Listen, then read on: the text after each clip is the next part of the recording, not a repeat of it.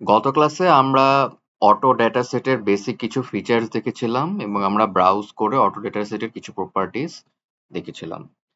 আজকে আমরা মূলত ডাটা সেটের নেক্সট যে কাজ, যেমন আমরা ট্যাবুলেট করে করে বিভিন্ন ভ্যারিয়েবল দেখা বা সেই ভ্যারিয়েবলের ডিস্ট্রিবিউশন দেখা, সেই বিষয়গুলো নিয়ে কাজ করব। তো আমাদের অটো ডেটা সেটে আমাদের কাছে 12টা ভ্যারিয়েবল আছে, যেটা আমরা এখান থেকে ডেটা ট্যাব থেকে এখানে দেখতে পাচ্ছি। এন্ড আমাদের অবজারভেশন আছে 74টা। তো আমরা যদি এক একটা ভ্যারিয়েবলের জন্য প্রপার্টিজ গুলো দেখতে চাই, তাহলে আমরা লিখতে পারি ট্যাব স্পেস ভ্যারিয়েবল নেম।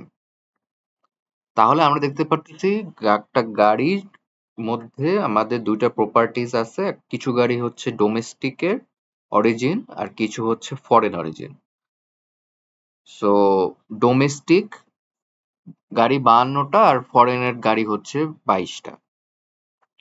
এখন আমরা আবার এটা দেখতে পারি যে আমাদের ক্রস ট্যাবুলেশন করে যে বিভিন্ন একটা ভ্যারিয়েবলস এর সাপেক্ষে আরেকটা ভ্যারিয়েবল কিভাবে ডিপেন্ড করে। সাপোজ হচ্ছে আমরা যদি ট্যাব ফরেন আর যে ভ্যারিয়েবলের অ্যাসপেক্টে আমরা ডিফারেন্স দেখতে চাচ্ছি বা ডিস্ট্রিবিউশন দেখতে চাচ্ছি বা ট্যাবুলেশন দেখতে চাচ্ছি, সেটা যদি দেখতে চাই ওয়েট,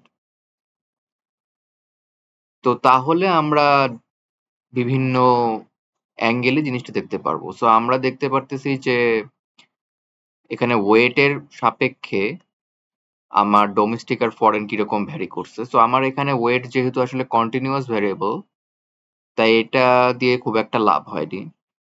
যদি আমরা আরেকটা ওয়েটের ডিস্ট্রিবিউশনের ভ্যারিয়েবল বানাই নিই, যেমন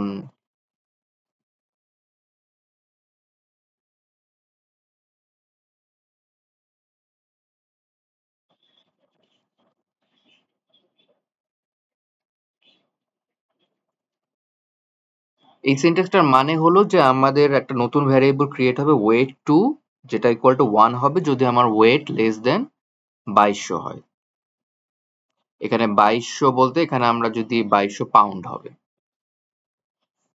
তো আমাদের মধ্যে 59টা মিসিং ভ্যালু ক্রিয়েট হলো, এটা জাস্ট কমান্ডের সাপেক্ষে। তার মানে হচ্ছে আমাদের 15টা গাড়ির ওয়েট 2200 থেকে বেশি, যেহেতু আমাদের টোটাল অবজারভেশন ছিল 74টা।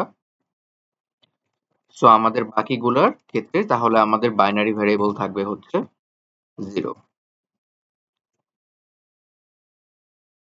তো এখন যদি আমরা আগে ওয়েট টু ভ্যারিয়েবলটা দেখে নিই, তো ওয়েট টু ভ্যারিয়েবলটার মধ্যে তাহলে আমরা একে পাচ্ছি 15টা অবজারভেশন আর 0তে পাচ্ছি 59টা অবজারভেশন। তো আমরা এখন যদি ক্রস ট্যাবুলেশন করি, তাহলে tabulate foreign on the basis of weight two variable, তাহলে আমরা দেখতে পারবো যে ডোমেস্টিকে 48টা গাড়ির ওয়েট 2200 পাউন্ডের থেকে কম, 4টা গাড়ির ওয়েট 2200 পাউন্ডের থেকে বেশি। ফরেনের 11টা গাড়ির ওয়েট 2200 পাউন্ডের থেকে কম আর 11টা গাড়ির 2200 পাউন্ডের থেকে বেশি। সো এভাবে আমরা হচ্ছে ক্রস ট্যাবুলেশন করে দেখতে পারি। আমাদের আবার অনেক সময় বিভিন্ন প্যাকেজ আছে যেগুলো আমাদের ট্যাবুলেশন গুলো দেখতে সাহায্য করে। আমাদের আবার যদি আমরা এভাবে দেখতে চাই ট্যাবুলেট ফরেন, আমরা যদি ডাটা সেটে যাই, ডাটা সেটে আমরা দেখতে পারবো ফরেন ডোমেস্টিকের জন্য 0 ইউজ করেছে, আবার ফরেন যদি আমরা দেখতে চাই ফরেনের জন্য 1 ইউজ করেছে। তো এই যে কোন কোন ক্যাটাগরির জন্য কোন ভ্যালু, এটা আমরা ডিরেক্টলি এই ট্যাব কমান্ড থেকে পাচ্ছি না। এখান থেকেও বের করা সম্ভব, বাট এর জন্য আমাদের ইউজ করতে হবে NOL বা নো লেভেল। তখন আমাদেরকে দেখাবে যে হ্যাঁ, 0 52টা 1 22টা, তার মানে ডোমেস্টিক 52টা ফরেন 22টা। এই কাজটাই একটা প্যাকেজের মাধ্যমে ইজিলি করা যায়, যেটার নাম হচ্ছে FRE। তো আমরা যদি এই FRE এর হেল্প ফাইলটা একটু দেখি, তাহলে আমরা দেখতে পাচ্ছি যে ওয়ান ওয়ে ফ্রিকোয়েন্সি টেবিল দেখায়। এবং এই হেল্পটার বা এই কমান্ডটার মেন সুবিধাটাই হচ্ছে যে আমরা যদি এখন লিখি FRE ফরেন, তাহলে সে আমাদেরকে ডোমেস্টিকের জন্য কি কোড রান করেছে সেটাও দেখাচ্ছে 0, ফরেনের জন্য কি কোড রান করেছে সেটাও দেখাচ্ছে 1।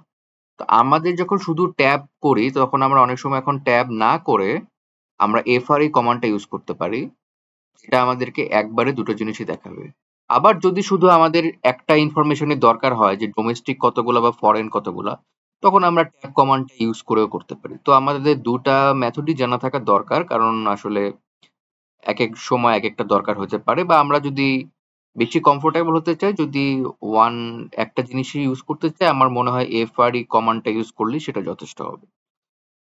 সো এটা ছিল basic about how to tabulate and understand about the basic. এখানে আমরা আরেকটা জিনিস যেটা করলাম সেটা হচ্ছে আমরা একটা কন্টিনিউয়াস ভ্যারিয়েবল ছিল, সেটা ছিল ওয়েট, সেটাকে আমরা ক্যাটাগরিক্যাল অ্যাঙ্গেলে ভ্যারিয়েবল জেনারেশনের মাধ্যমে আলাদা করলাম। তো এটাও একটা নতুন টেকনিক যেটা আমাদের বিভিন্ন সময় ইউজ হবে। তো আশা করি নেক্সট ক্লাসে আমরা হচ্ছে আরো নতুন একটা টপিকে একটু ডিটেলসে দেখব।